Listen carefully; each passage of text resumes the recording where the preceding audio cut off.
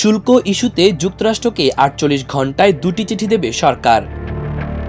যুক্তরাষ্ট্রের নতুন শুল্ক নীতির পরিপ্রেক্ষিতে দেশটিকে ২টি চিঠি দেওয়ার সিদ্ধান্ত নিয়েছে বাংলাদেশ সরকার। আগামী ৪৮ ঘণ্টার মধ্যে চিঠি দুটি পাঠানো হবে বলে জানিয়েছেন প্রধান উপদেষ্টার প্রেস সচিব শফিকুল আলম। দুটি চিঠির একটি পাঠাবেন প্রধান উপদেষ্টা ডক্টর মোহাম্মদ ইউনূস, তিনি যুক্তরাষ্ট্রের প্রেসিডেন্ট ডোনাল্ড ট্রাম্পকে চিঠি দেবেন। অন্যটি বাণিজ্য উপদেষ্টা বশিরউদ্দিন পাঠাবেন যুক্তরাষ্ট্রের বাণিজ্য প্রতিনিধির অফিসে। শফিকুল আলম বলেন, চিঠিতে বাংলাদেশ সরকার যুক্তরাষ্ট্রের রপ্তানি সহজ করার জন্য কি পদক্ষেপ নিয়েছে ও নেবে এবং বাংলাদেশে ব্যবসা ও বিনিয়োগ সহজ করার জন্য কি পদক্ষেপ নেওয়া হবে তার কৌশলগুলো তুলে ধরা হবে।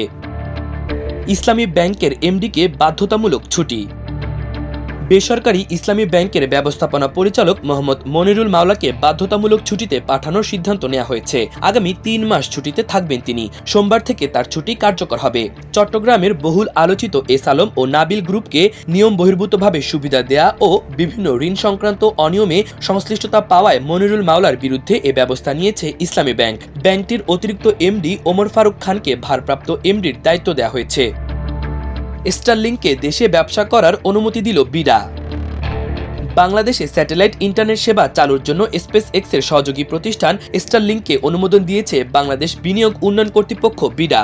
রোববার রাজধানীর ফরেন সার্ভিস একাডেমিতে আয়োজিত এক সংবাদ সম্মেলনে বিডা নির্বাহী চেয়ারম্যান চৌধুরী আশিক মাহমুদ এ তথ্য জানান। তিনি বলেন, আমরা তাদের ৯০ দিনের মধ্যে কার্যক্রম পরিচালনা যে প্রতিশ্রুতি দিয়েছি তার পরিপ্রেক্ষিতেই ২৯ মার্চ স্টারলিংকে অনুমোদন দেওয়া হয়েছে। বাংলাদেশে ব্যবসা পরিচালনার জন্য বিদেশি প্রতিষ্ঠানগুলোর বিডা থেকে নিবন্ধন নেওয়া বাধ্যতামূলক। সেই নিবন্ধনও স্টারলিংকে দেওয়া হয়েছে। মার্চে দেশের ইতিহাসে সর্বোচ্চ রেমিটেন্স। কেন্দ্রীয় ব্যাংকের কঠোর মনিটরিং এবং হুন্ডি প্রতিরোধের জোর তৎপরতার ফলে বৈধ পথে রেমিটেন্স পাঠানোর প্রবণতা উল্লেখযোগ্য হারে বেড়েছে। এর প্রভাবে দেশের বৈদেশিক মুদ্রার রিজার্ভ ফের ঊর্ধ্বমুখী ধারায় ফিরেছে। বাংলাদেশ ব্যাংকের তথ্য অনুযায়ী রোববার পর্যন্ত দেশের মোট রিজার্ভ দাঁড়িয়েছে $25.62 বিলিয়ন। তবে আন্তর্জাতিক মুদ্রা তহবিলের হিসাব অনুযায়ী প্রকৃত রিজার্ভ $20.46 বিলিয়ন। অর্থনীতিবিদরা বলেছেন, রেমিটেন্স ও রপ্তানি আয় ইতিবাচক ধারায় থাকলে রিজার্ভ আরও শক্তিশালী হবে, যা আমদানি ব্যয় মেটানো এবং বিনিয়োগ বৃদ্ধির সহায়ক হবে। ইসরায়েলি বর্বরতার প্রতিবাদ, সারা দেশে বিক্ষোভকাল।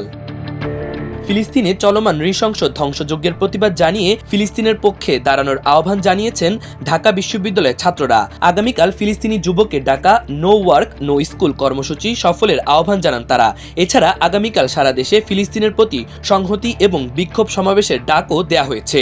দুপুরে গণহত্যাকারী আওয়ামী লীগ নিষিদ্ধকরণ আন্দোলনের দুই সংগঠক মুসাদ্দিক আলী ইবনে মোহাম্মদ এবং এবি জোবায়ের এই কর্মসূচি সফল করতে প্রতিটি বিভাগের প্রতি আহ্বান জানান। কর্মসূচি সফলের আহ্বান জানিয়ে নিজেদের ভেরিফাইড ফেসবুক আইডিতে পোস্ট দেন ঢাকা বিশ্ববিদ্যালয়ের ছাত্র শিবিরের সাবেক সভাপতি আবু সাদিক কায়েম। পরে এক প্রেস বিজ্ঞপ্তিতেও এই কর্মসূচি সফলের আহ্বান জানানো হয়। মাহবুবুর রহমান ইমন, আমার দেশ।